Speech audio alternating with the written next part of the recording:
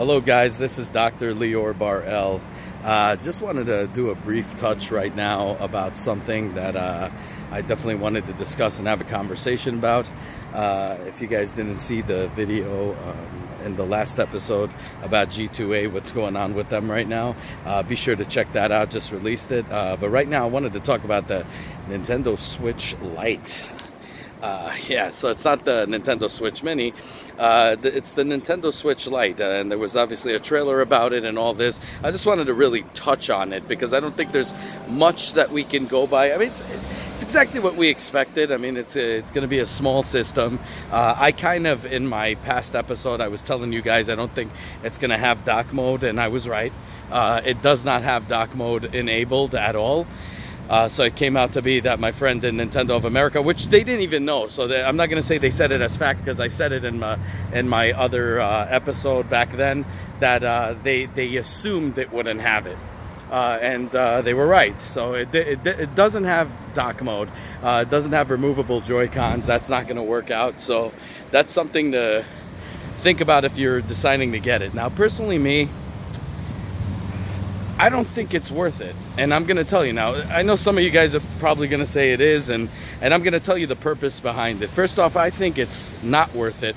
The battery power is ridiculous. I mean, it just goes up by like a 0.5 in battery power. So instead of 2.5 battery power, you have now 3-hour battery power, you know, to 7 hours instead of 2.5 to 6 hours or whatever on the regular Switch. So it's not that much of a battery boost. It's exactly the same in memory, the same exact graphics, the same exact thing. Not an HD monitor. It's going to be a 720 monitor. So pretty much it's what I expected. If you remember what I was telling you, Nintendo wanted to have a successor to the 3DS. That's really what it was. And I said they should have released this from the get-go, from the beginning. And I really liked what they did in Japan with the Nintendo Switch. I think they should have also released something like this, where they released the Switch without a dock. And like that, it becomes cheaper to become like about $250. And then people could purchase it for $250, an actual Nintendo Switch, where if they want to get a dock, they could get it probably later. That would have been freaking awesome. I have no idea why they're not doing that until now, and they're still not doing it. But what I could tell you is the Nintendo Switch Lite doesn't have removable Joy-Cons. Very, very minimal battery increase. I mean, to be honest, I think we have to see even how this operates in real time. I think they're just claiming it to be a 0.5 higher. Usually that's what electronics do. What they do is they usually tell you it's 0.5 or whatever bigger, and it ends up being exactly the same shit. It's the same memory. I just don't think that this is real. You know, like a real increase. I think it's the same exact thing, and it's just made in a model where you can't remove the Joy-Cons and you can't put it on a freaking dock. Okay, so $200 I think is a bit steep, but remember, Nintendo, when they built the Switch, they cut a lot of corners to get it out at $300. Okay, so they took a lot of crap out and made it in a cheap way so you could have it for $300 instead of paying $400 to make it more affordable. So in reality, I don't think you know. So I think that they took $100 off by making the Lite. I still have no idea exactly what they did, because it all looks the same. If anything, it looks like they're shaving a little, but I just think it's you know, you might as well just save up, wait for another $100 to go through and just get it. But again, I don't think it was really geared at, I don't know, at adults. I don't think it, like in the commercial where they show like young adults even. I think this is more geared to the kids that I was telling you guys about, where, you know, people that have smaller hands, because let's face it, the Nintendo Switch itself, you know, for people like me who have orangutan hands, I can't operate it. It's so tiny, and it really pisses me off. But I got used to it. But I wish they actually do an XL mode or something of that, and hopefully one day they will. But the Lite is more geared at the little kids. I said, like, little kids aren't gonna hold, like my nephew, I give him the Switch. I mean, he's not gonna freaking hold my Switch, you know, it's really hard for him to hold it.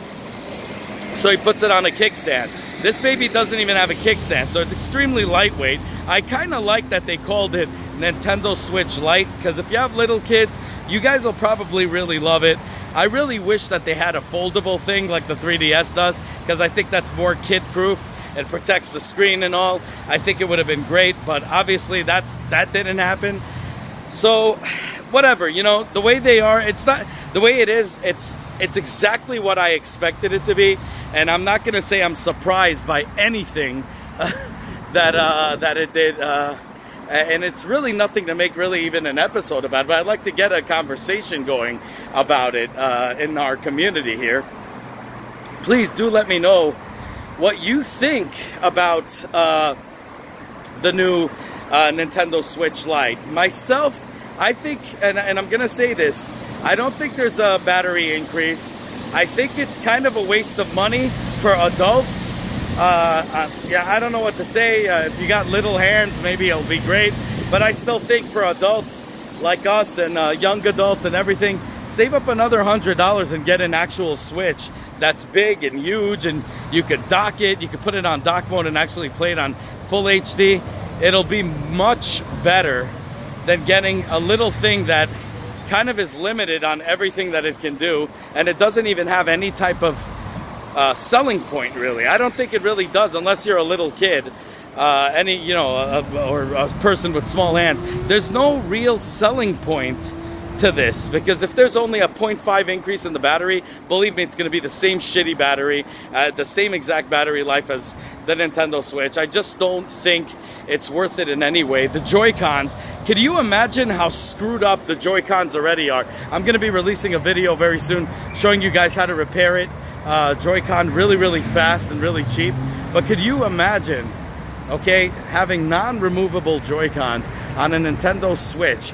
Joy-Cons that are pretty much garbage. I mean, let's face it, Nintendo's Joy-Con is such a freaking joke. I can't, and it's not just because I have an orangutan hands. A lot of people have been, you know, getting drifting, getting all kinds of situations with the controller. At least you could fix the damn controller. What the hell are you gonna do with this? Think about it. Like, anything goes wrong with the Joy-Cons on this, what the hell would you do?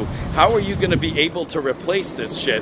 You're not going to be able to replace it at all. In other words, you're going to have to get a new thing, or maybe, I don't know, maybe they'll make it in a way that you can take it apart like they do with the Nintendo Switch's Joy-Cons, where it's easy to take apart.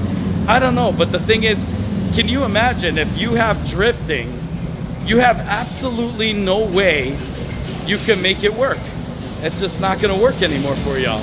So that's what you guys got to think about in the long run. Give me 1 second. And you know, this is what I don't hear most of the reviewers say. I mean, this is a major issue that's happening in everybody's Switch, is the Joy-Cons, okay?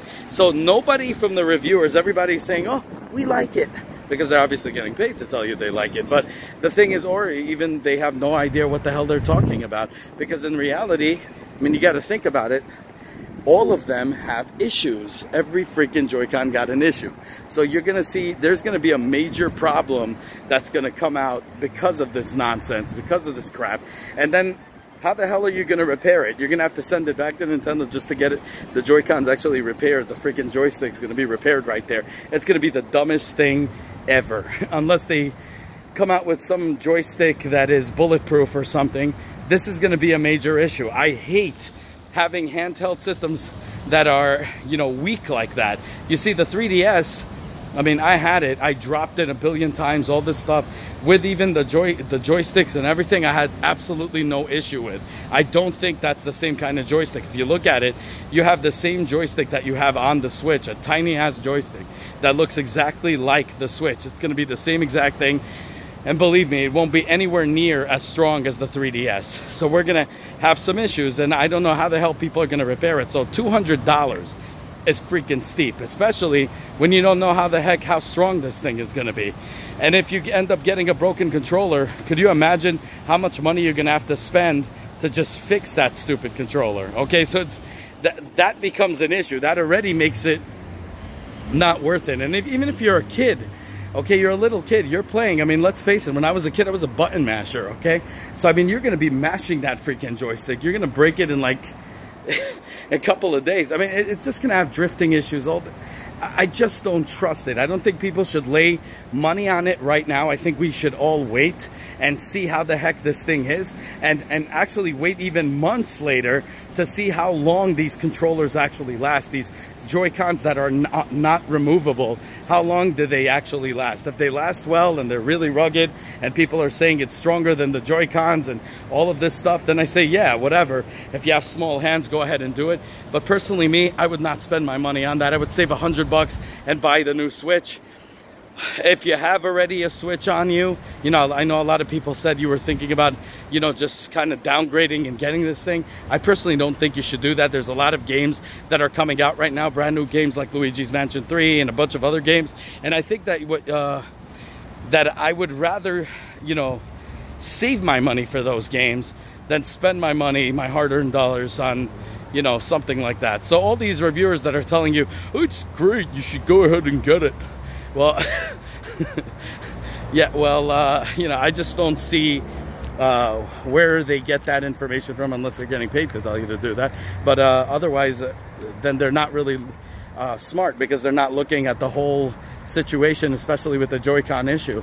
And $200, I think, is a bit steep for it. I think what Nintendo should have done is release it at $150. Again, they're really taking a loss with this, and a lot of these systems, like Microsoft, takes loss in their system sales, but they make their money back from the games itself.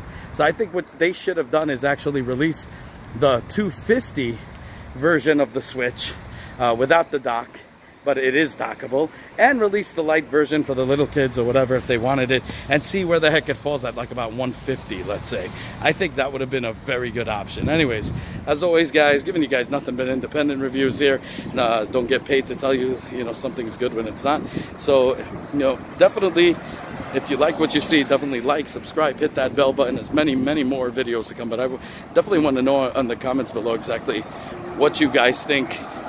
And let's get a conversation going about this. Have a good one, y'all. Take care. Bye.